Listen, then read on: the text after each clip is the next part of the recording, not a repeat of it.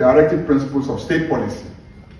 The Directive Principles of State Policy says that the Directive Principles of State Policy contained in this chapter shall guide all citizens, Parliament, the President, the Judiciary, the Council of State, the Cabinet, political parties, and other bodies and persons in applying or interpreting this Constitution or any other law, and in taking and implementing any policy decision for the establishment of a just and free society.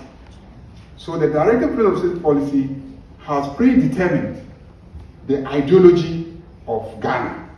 And if you read through the provisions on economic objectives and social objectives, you will find out that, in fact, we don't even need to be engaged in a debate about whether we are left or we are right, because the Constitution has defined an ideology for us.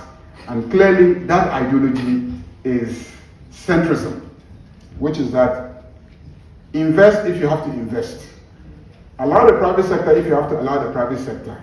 But ultimately, do whatever it takes so that you can establish a just and free society in which people are enabled to benefit from governance.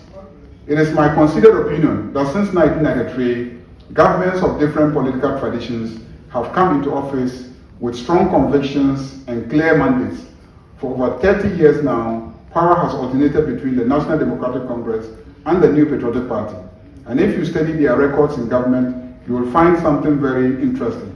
Both parties, when they govern, end up governing from the center. The NDC, which traces its roots to a revolutionary tradition, has presided over market liberalization, private sector partnerships, and fiscal austerity when necessary. The NPP, which champions free enterprise, has expanded social protection programs, built public infrastructure, and intervened heavily in the economy when the situation demanded it. This is not hypocrisy, this is centrism in practice. This is what responsible governance looks like when you are no longer campaigning, but actually running a country with diverse needs, limited resources, and complex challenges.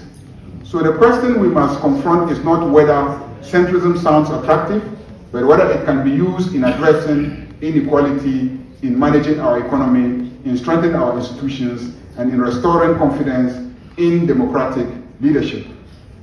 In the Ghanaian context, I believe the answer lies first in our Constitution, 1992 Constitution.